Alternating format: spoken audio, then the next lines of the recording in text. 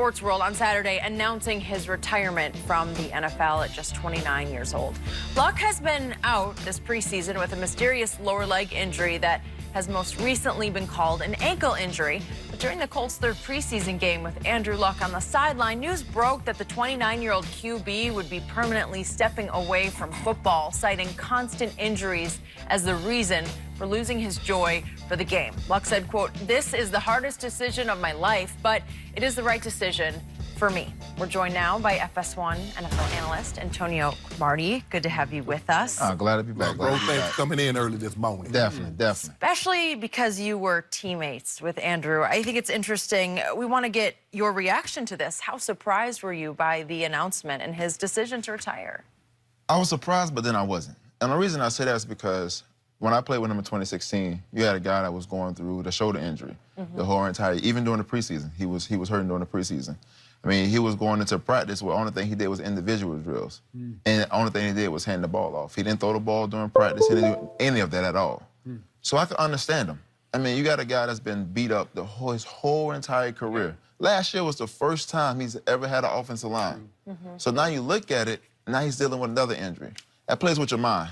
It brings, I mean, when you're not having, when you got to focus on injury more than you got to focus in on playing your next opponent, watching the film, understanding what you have to do, it takes your mind out of the game. You lose the joy of the game. And I think that's where he was. He just didn't have fun with it because he was dealing with so many injuries. Right. And that takes a toll on you mentally and physically. You know, and it's sad that the fans want to boo him because he's retired. He did it for himself and his family at the end of the day. And they need to understand that we're human. We're not just this mortal person like Tom Brady. Yeah. Everybody can't beat Tom. And outlast everybody. But, you know, they need to understand this kid has a life to live. And he stopped on his time and not when things got really bad for him. You look at it, the thing is, Skip, he really couldn't have a vacation. He could have no off season. His offseason involved surgery and rehab. Well, not every time, but for like you said, the last 4 years. He's married now. I think he has a small child now. So when you factor all those things in, Skip, he's like, see, Tom, like, plays the Super Bowl, win, lose, or draw. He's healthy. He goes on vacation. He and Giselle and the family go here, go there, go there. It's a whole different ball game when you have shoulder surgery and you're going to be out the entire season. Or you have kidney and kidney lacerated, and you're going to miss your entire offseason is your rehab, and you don't get a break from it. And that's constant. So here he is again. He's like, is this Groundhog's Day? Is this deja vu? Because I'm right back again doing something that I've done everything right, Skip. He tried to, like, you know, I watch what I eat, and I train, and I do this and this and this, and then here we go again. And I believe, Skip, he knew he was not close to returning. And he said it, Skip, he said, I don't want to do that. I don't want to do what I did in 2016, where all I do is we were hearing now, is Crow is telling us he didn't practice. All he did was hand the ball off, individual drill. See, I want to do that. He says, the one thing I don't want to be is average. I commend it.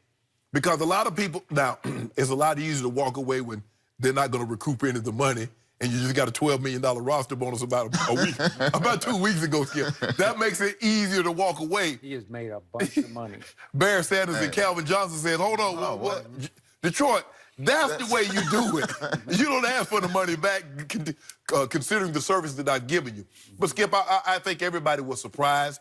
But when you really get down to it, Skip, some guys like, but I'll just keep doing it. Like Thomas Davis. Thomas Davis tore his ACL 3 straight times, Skip. He's like, I'm gonna keep going but everybody is wired differently. I can't say because one man did it this way, that's the way another man should do it. That's not how I am, Skip. Clearly, he said the thing that I took most, and he said a lot during his press conference, he said being injured and rehabbing robbed me of the joy to play this game. I didn't need to hear anything else. So what's the moral to this story? You can't play quarterback in this league the way Andrew tried to play it his first 3 years. No. He was trying too hard to be great. And when he tried too hard with an average offensive line, he'd hold the ball and he'd hold the ball, and he would take shots that were just unholy shots. First 3 years.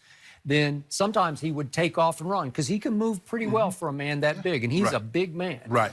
And when he took off running, what would he try to do? If somebody was in his way, he'd try to run them over. Linebackers, D tackles, whoever they were, he'd just run through them.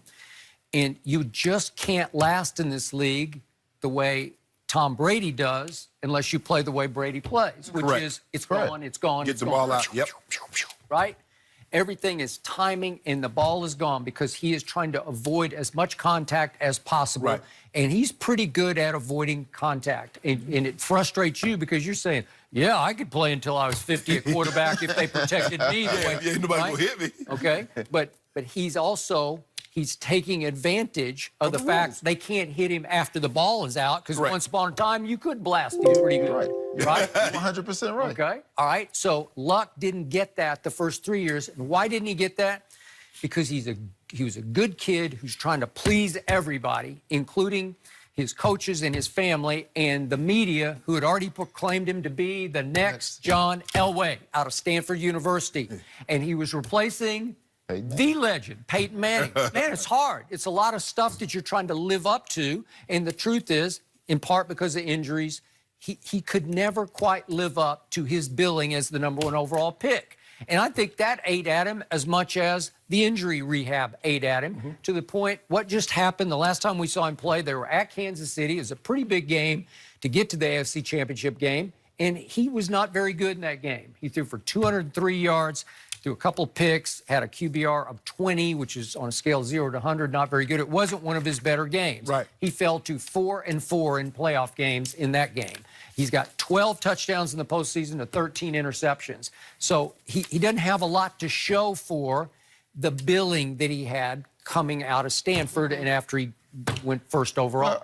Well, you got to think about this. The billing that he had was he was trying to replace who?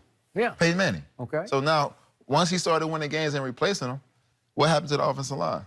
They never secured anything for him until this past year. I think last year was one of his better years, just from a passing standpoint, where he was. Now, Kansas City, they just had something different for him. You can't put nothing about that. They're not very good on defense, but he wasn't very good as quarterback. But was Peyton Manning ever good in the playoffs? Well, he got better once he. I'm just asking the question. He got Denver. Was he better in the playoffs? No, he wasn't great. Oh, that's my point exactly. Boy, he might be I've always made the case he was the greatest regular season quarterback ever. Yeah. Man, the numbers he put up were. Yeah, and that was the thing is, Skip, it's only natural. The guy that you're replacing, maybe if it was 5 or 6 years removed, that's one thing. But he immediately came after Peyton. Peyton was a 4-time league MVP. He had gone to 2 Super Bowls. He had all these accolades. And then this is the reason why. The guy has a wing and a hospital named after him. That means not only was he a great football player, he was a great humanitarian. Well, don't you think that house is the house that Peyton built? Oh, they were gone a long time ago. Yeah, Lucas Oil is because of Peyton Manning. Yeah. There's a reason why his statue is outside, and rightfully so, Skip. But the expectations, and I feel that Ryan Grigson and Jim Irsay did him a disservice because they wanted him to be like Peyton. We're going to have Reggie Wayne. We're going to have Marvin and Dallas Clark and Edgerrin and Joseph Adai. We're going to have that. Well, you better protect. Your money is Andrew Luck. You better have guards to guard the vault as opposed to hiring cute tellers that's passing out money. Especially if your quarterback is just holding on to the ball, trying to make the throw in the game, and he's getting rocked. Well, Skip, you have to because you know your defense isn't very good. So the likelihood of you winning a 10-9 ball game with the defense that he had, he knows he's going to have to score. And sometimes you have to hold on to the ball because it's going to take guys a little longer to get open. Now, what I couldn't agree with is that you trying to run over linebackers. You trying to run over defensive tackles.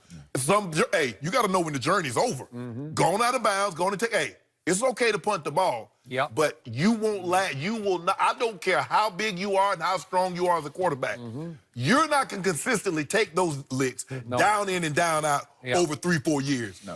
First year, second in the NFL in turnovers. His third year, second in the NFL in turnovers. Over his first 5 years, he was third in the NFL in turnovers. You just can't win that way. So he became a turnover machine, holding on to the ball too long with an average to below average offense. But last year when he had Quentin Nelson, and he had the first-round center, and he had the first-round left tackle, he put up 39 and 10, 39 and 12. Those guys still there? Yeah. So wouldn't you look forward to playing behind those guys? How can you? Oh, okay. Maybe in a year I'll look forward to that. Because right now I'm hurting too bad.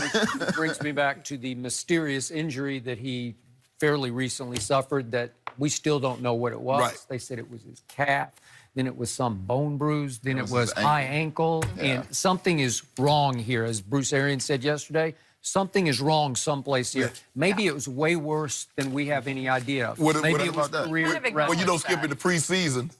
In the offseason, you don't have to be as open and honest with injuries as you would in the regular season. Yeah. And they're going to have to give a diagnosis. That's true. But he also knows, Skip, I believe the doctors have told him, you're still a couple of months away.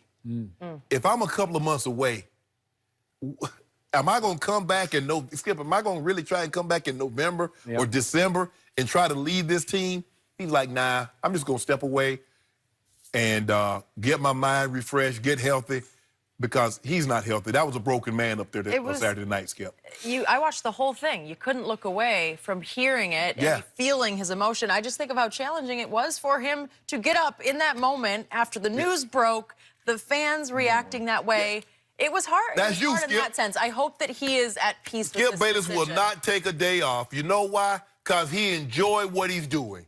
Now, the moment he doesn't enjoy it anymore, man, we ain't going to even be able to drag Skip up out of bed. But don't worry about it. 2 o'clock in the morning. Don't worry about it. I'm going to drag you out of bed. You're going to be doing this until you 80. It was good to have your take on jump this, out of bed. Antonio. I'm undefeated on Undisputed.